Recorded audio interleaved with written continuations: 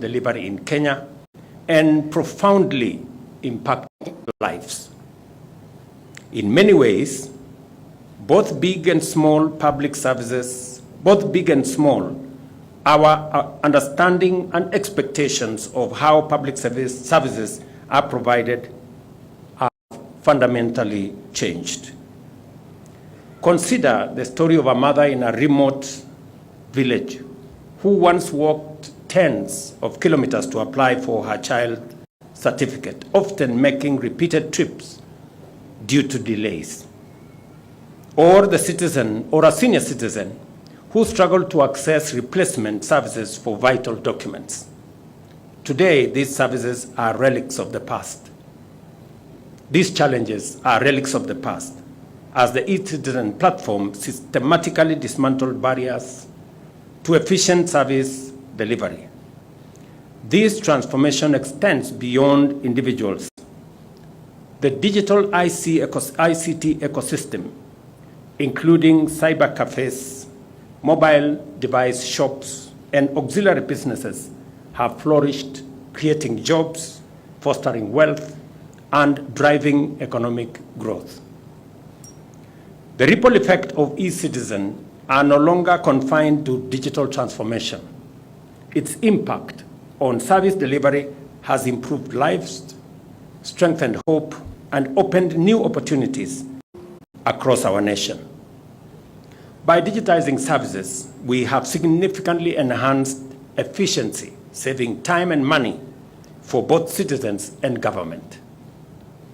Less paperwork translates to lower costs, streamlined processes reduces administrative burdens, and less bureaucracy leads to faster service delivery. These savings are also being redirected towards critical areas such as health, education, infrastructure, and job creation. The transformation doesn't stop here. As a matter of fact, the success of eCitizen has propelled Kenya onto the global stage as a trailblazer in harnessing digital technology.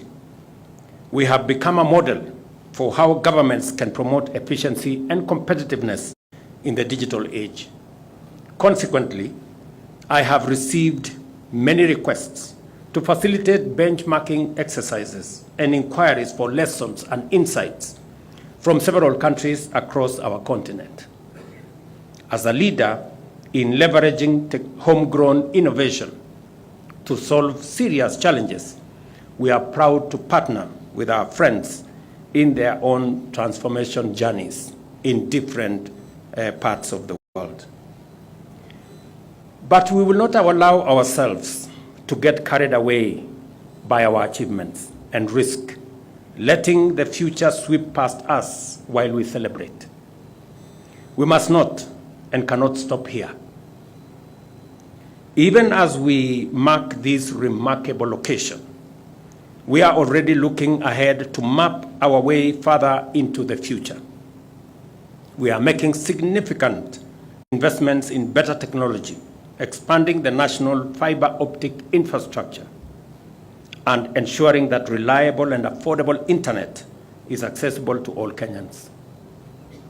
Accordingly, I have directed the ICT Ministry to accelerate these initiatives, and I had a candid conversation with the Minister and her team yesterday. You understand what we agreed? We are also implementing favorable tax policies and incentives to make smartphones and data affordable for every citizen so that we leave no one behind. Artificial intelligence is the next frontier, and we are already witnessing its transformative potential. AI offers opportunities to reimagine service delivery. For instance, an AI-powered chatbot on eCitizen could provide instant solutions to inquiries, reducing wait times and minimizing opportunities for fraud. With AI, we can move from reactive to proactive service delivery, anticipating the needs of citizens and designing solutions that meet their expectations. by responsibly leveraging public data, we can shift from citizen-centered approaches to citizen-driven solutions, ensuring that our services meet the unique needs of every Kenyan. As we celebrate the remarkable achievements of eCitizen, we must remain steadfast in our commitment to innovate and the whole ecosystem around innovation and adaptation in the digital economy space. I commend our ministries, departments, and agencies for embracing this policy shift and providing public services through digital platforms. Your compliance has seen and has been the backbone of our transformation. We will be awarding some winners, the people who have excelled in making or in taking advantage of this digitization of government services today. As we recognize them, I have a list. I will send a list this morning. Give me my phone. I will send a list this morning of people who are still mangamangering. Yeah? And I want to put them on notice. The people who still are playing games with us. The CEOs of the following entities are put on notice. Just hold on. Because when I went out to campaign, I remember making one statement that was fundamental. I said in my administration, there will be no money to steal. And part of that journey of making sure that there is no money to steal is through this digitization. Because through digitization, we connect service delivery to revenue collection. And you can see for yourselves that because of digitization, especially of government services and government revenue collection programs, we are seeing phenomenal increase in revenues. I gave an example the other day of KWS. You all remember what we did with KWS. When we digitized KWS and insisted that they now must all get fees and services offered by KWS must be on eCitizen, we had a lot of pushback. The tour operators did not want it. KWS staff were reluctant. And I remember calling Kanga and telling him, my friend, it's a fait accompli. The decision has been made. Get everybody to comply. There is no escape. Look at what has happened. In fact, those who were against the digitization of government services at the KWS even orchestrated, in our gates, long queues. Oh, this system is not working. The tourists are not happy because now there is a long queue. Because tour operators were charging tourists $100 and paying government $50. And they didn't want a disruption of that system. Now what has happened? We insisted. The system is working. I listened to Aisha today from KWS. I listened to Susan, and they were giving us wonderful stories about success. In fact, they have reduced on the time. Is Susan here, the lady who spoke to me at the KWS desk? Is she here? and Aisha, I don't know whether they're here. Yes, Aisha, kuja hapa mbele. So,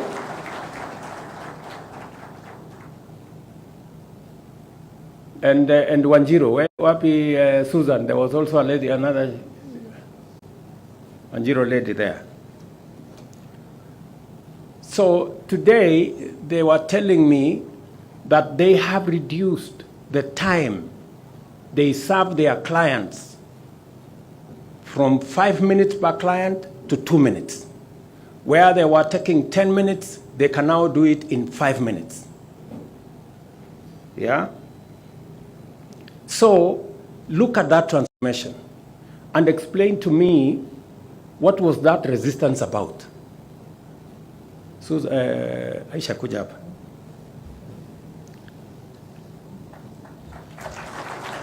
Yes. Now, can you tell these people what you told me about what has happened to KWS? Your Excellency, after onboarding our services to the eCitizen platform, we have enhanced our services. Our clients are happy now. We used to serve clients, per client we used to take 10 minutes. Now it has been reduced to 5 minutes for customers who are being served at the gate. Clients with prepaid ticket, we have a prepaid ticket. You can pay at your comfort of your house or home. It only takes 2 minutes to process the client at the gate. Susan, you told me something. Yes, sir. Your Excellency, I mentioned that because our tickets have a QR code, the customer service team at the gates scan the QR code, and by doing so, they make sure that the card is valid. And at the point of exit, they also invalidate the card to make sure that it is not used again. It is not recycled in essence. That means that we have reduced and closed the gaps on revenue leaks in the service. And this has contributed to what Madam has said, that we have seen a growth in our income generation and revenue collection, Your Excellency. From 5.3 billion the year before we introduced eCitizen to now 7 point what, Mr. Kanga? 7.6 billion. It means a whole 2 billion shillings used to end up in people's pockets. That is what, thank you very much, ladies. You are great people. Thank you very much. And this is the story across government in many departments. And we are going to be recognizing the people like KWS who have seen their revenues enhanced, grow because they have embraced eCitizen. There are government agencies that are still dodgy, and I want to put them on notice. The National Cancer Institute of Kenya, Kenya Hospital Authority Trust Fund, Kenya Nutritionist and Dietitians Institute, Health Records and Information Managers Board, National Syndemic Disease Control Council, Occupational Therapy Council of Kenya, Digital Health Authority. You are a new entity, but you must comply. Kenya Biovax Institute Limited. I know the CEO. Please tell him I am putting him on notice. Kenya National Public Health Institute, Kenya Health Human Resource Authority, Kenya Water Institute, Tanathi Waterworks Development Agency, Water Sector Trust Fund, Kenya Engineering Technology Registration Board, Kenya Ports Authority, Independent Police Oversight Authority, Private Security Regulatory Authority, Nairobi International Financial Center, Kenya Reinsurance Corporation, Financial Reporting Center, Kenya Institute of Supplies Management, Consolidated Bank of Kenya, Development Bank of Kenya, Kenya Accountants and Secretaries National Examination Board, Institute of Certified Public Accountants of Kenya, Institute of Certified Secretaries, Energy and Petroleum Regulation Authority, Kenya Power Company Limited, Rural Electrification and Renewable Energy, Geothermal Development Company, GDC, Kenya Petroleum Refineries Limited, National Defense University, the Kenya Space Agency, the Kenya Shipyard Limited. These entities have yet to comply with my directive that their services and payments and revenues must be on eCitizen platform so that Treasury can follow on the revenues that are being collected by government. They have 1 week to comply. They have 1 week to comply. Otherwise, they know what to do. They can make use of the door. It's as simple as that. Number two, we still have government agencies that, yes, they have come to the citizen platform, but once in a while they retreat to go and pay or use alternative means of payments, including games with some banks.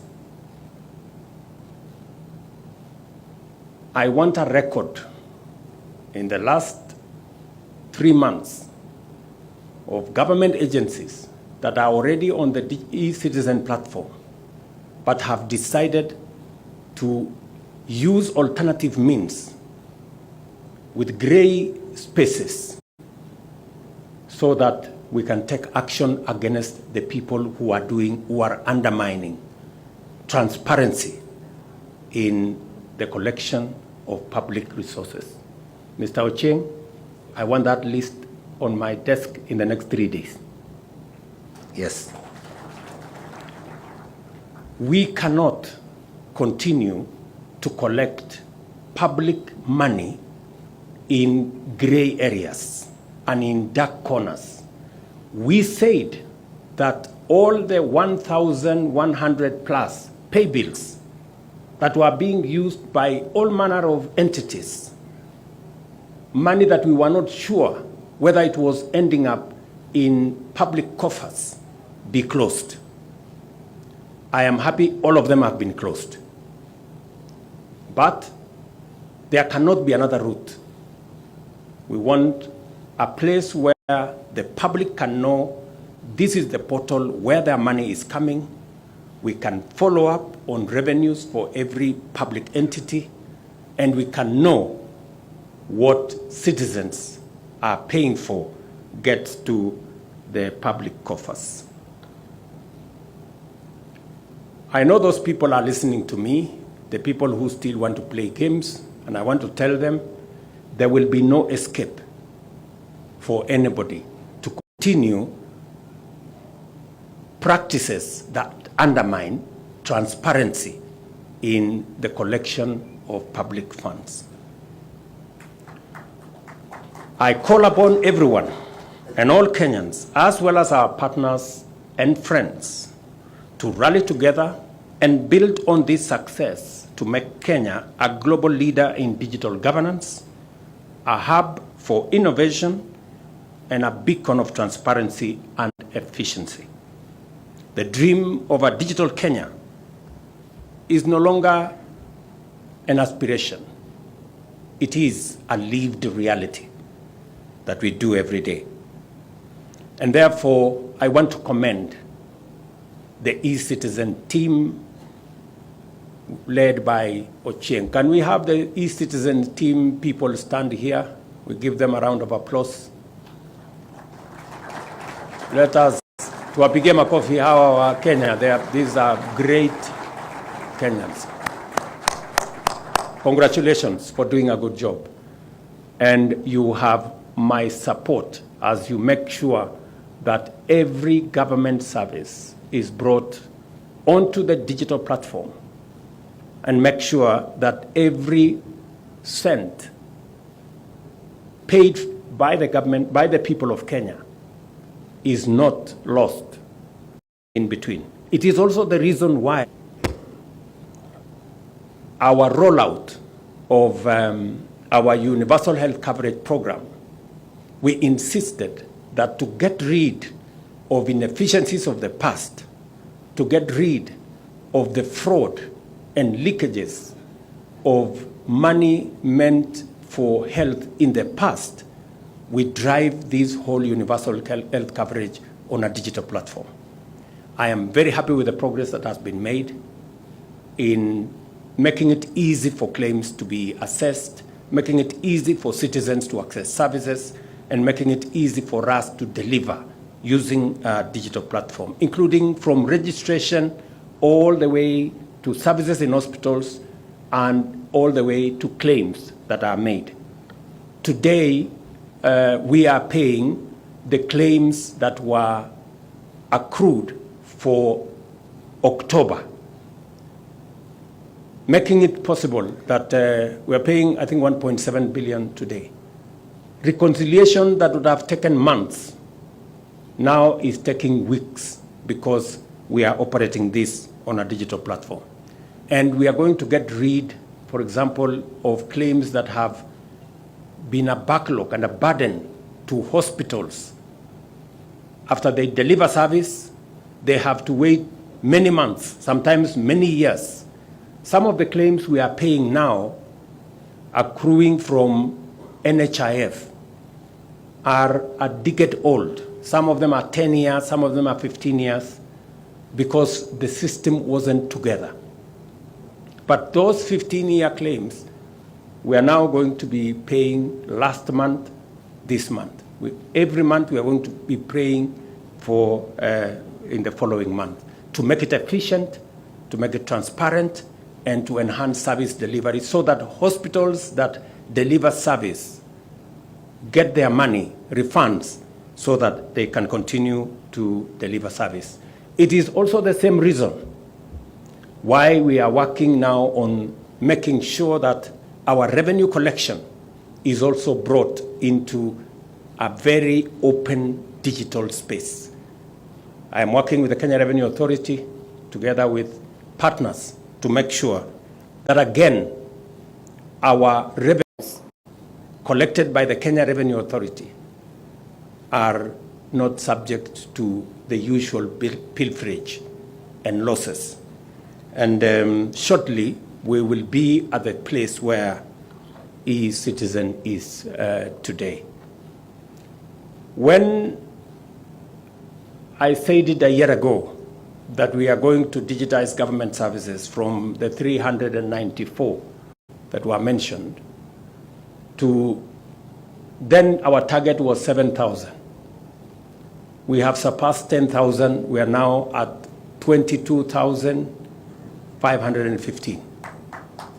And it is my commitment that hopefully in the next couple of months, every government service must be on a digital platform so that citizens can enjoy efficiency, citizens can pay for services from the comfort of their homes. We get rid of physical challenges, we get rid of extensive travel, we get rid of long queues, we get rid of follow-ups that citizens have to travel back and forth to get government services that are obvious for every citizen.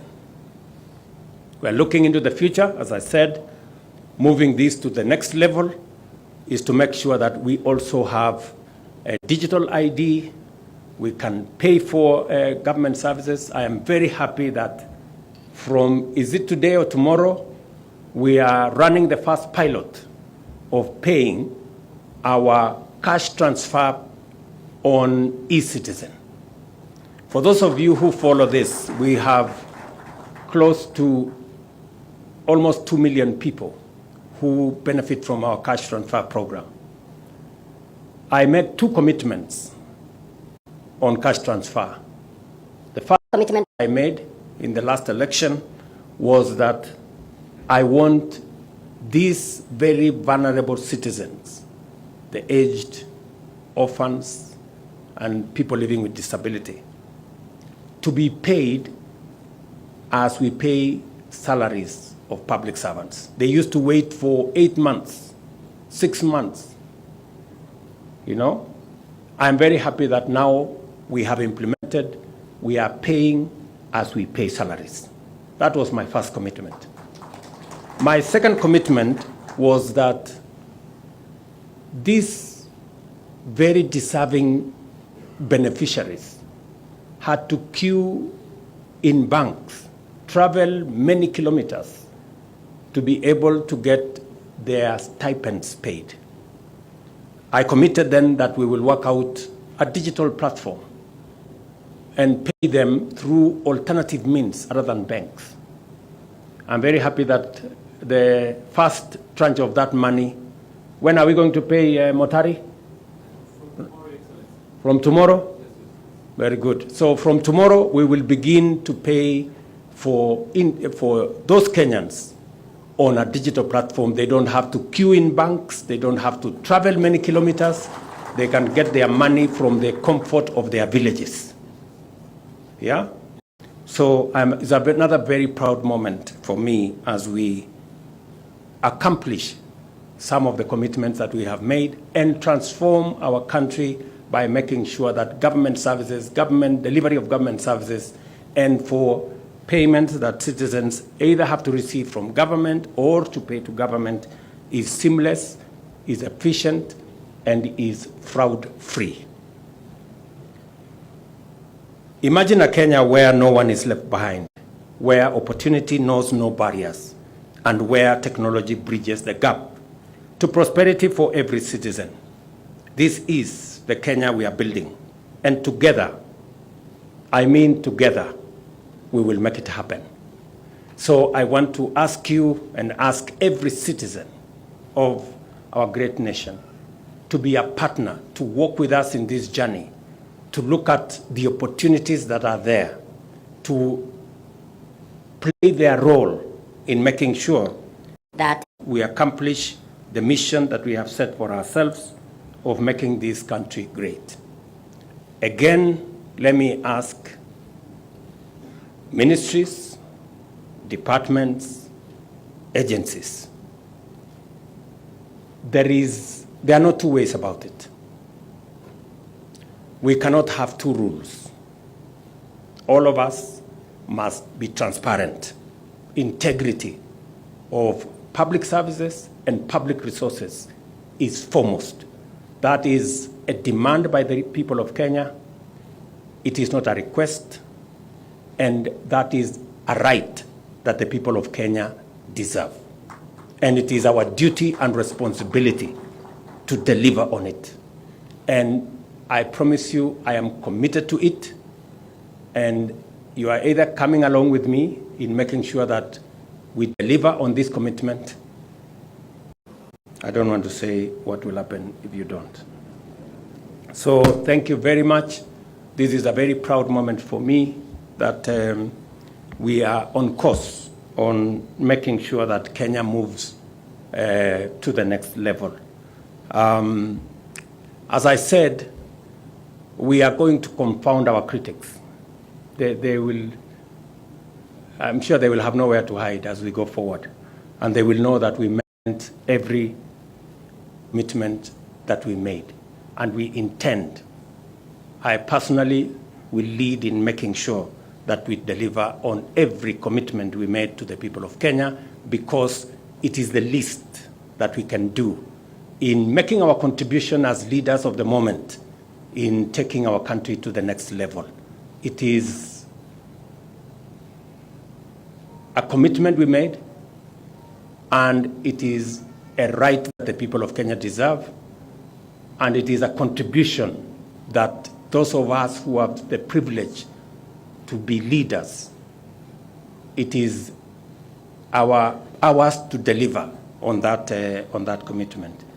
So asanteni sana. I wish you well. I know there is a lot of work to be done in many other fields, and I look forward to working with all of you. Asanteni sana. God bless you.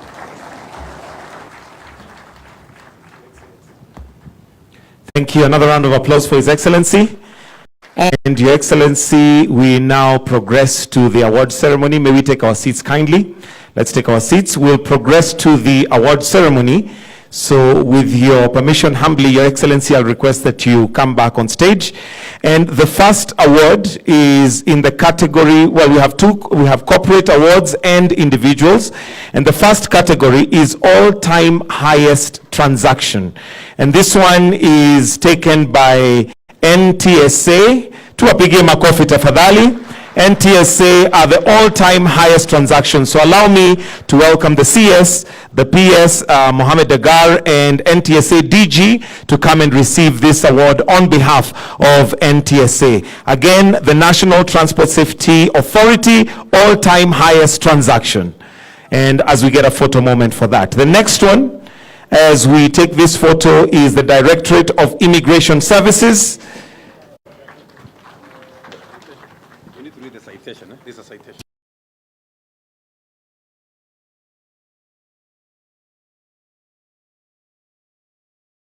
It has enhanced and transport sector regulatory environment. Kenyans can now easily renew their driving licenses for boda boda, public service vehicles, or private vehicles from the comfort of their phones. They can easily obtain logbooks, transact the buying and selling of motor vehicles, and pay for motor vehicle inspection, among other services. With 623 transactions undertaken, we salute NTSA for truly embracing the digital highway. One more round of applause for them. 21,803,623 services. Sorry, mwalimu wa hesabu, mwalimu wa math. The runners-up is Directorate of Immigration Services. So if I may invite the PCS, the PS Julius Bitok, and DG Evelyn to also come.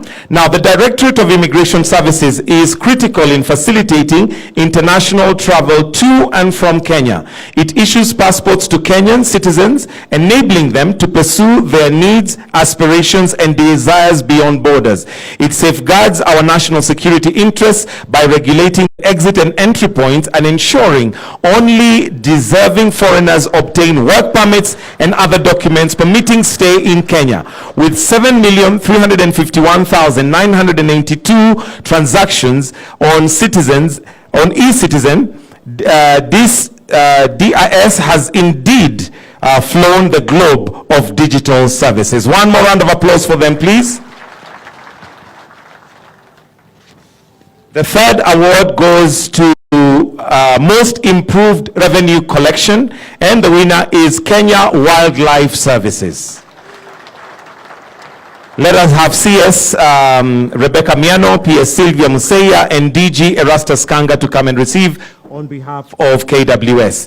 Now, the institution has fully digitized its services and reaped impressive benefits from its endeavors. Its total revenue has grown by nearly 50% to 7.6 billion in the financial year 2023-2024 compared to the previous year. I'll repeat that, 50% to 7.6 billion in the financial year 2023 to 2024 compared to its previous year. Visitors to its sites also grew by around 1 million to close to 3.1 by the same period. Digitization has been a boom.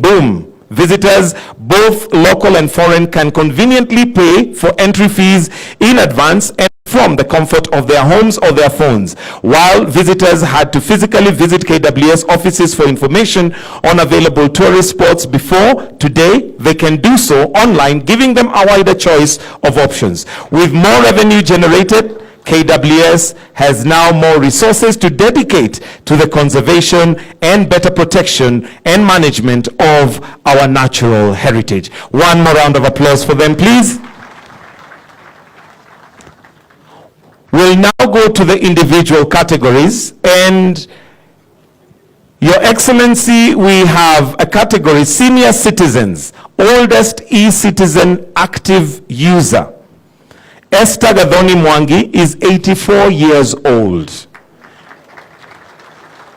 Esther has been a consistent user of eCitizen. Only recently, she renewed her passport through the platform. She has embraced eCitizen as a convenient and reliable avenue for processing her logbook and submitting her vehicles for inspection.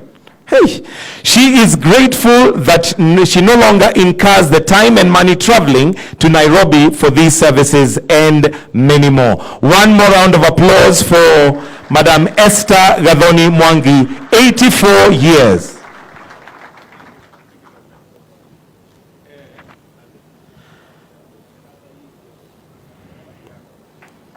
The next award goes to Samuel Kibunja Wainaina, who is the oldest male citizen at 80 years old. He resides in Kikuyu, Kiambu County. Mzee Wainaina registered for eCitizen a few days after the relaunch of the portal in June 2023. With the help of his daughter, Josephine, he has exploited the convenience of eCitizens to ensure that he is updated with its contributions for National Health Insurance Fund, to family and friends. He has been a staunch advocate of eCitizen as a user-friendly, money and e-time saving platform. Why don't we put our hands again together for Samuel Kibunja Wainaina, who is 80 years old.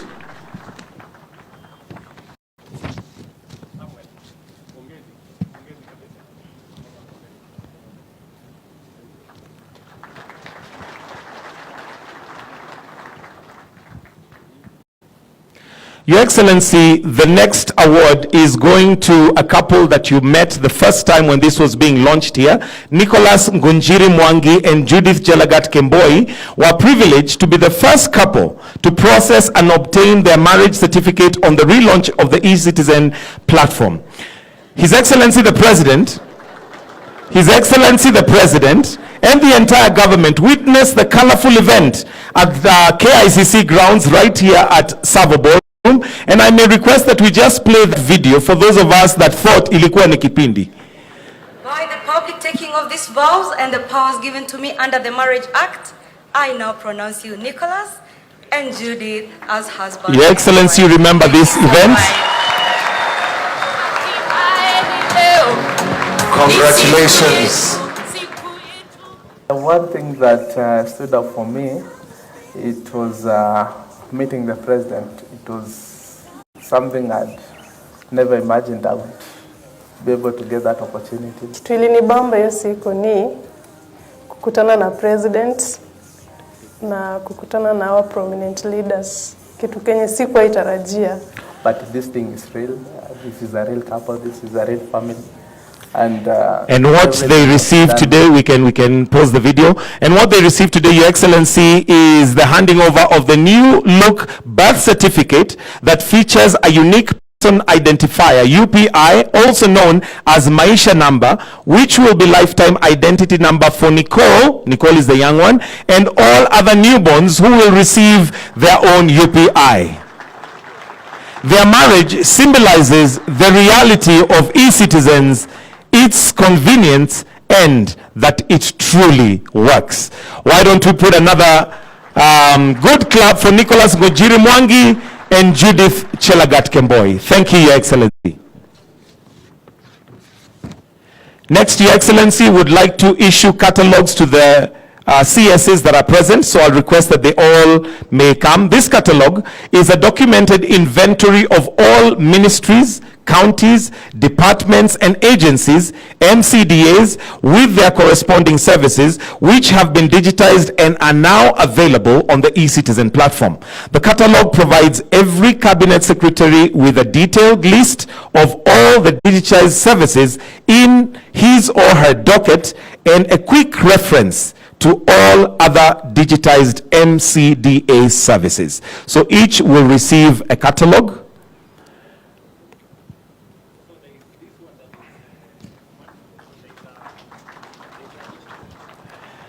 This is a symbolic manual catalog, but there is a digital catalog that is available online.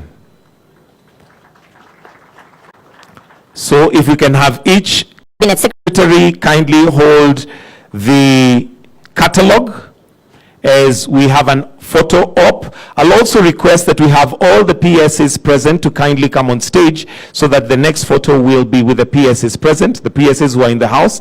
If we may all just progress to come on stage. For a photo opportunity.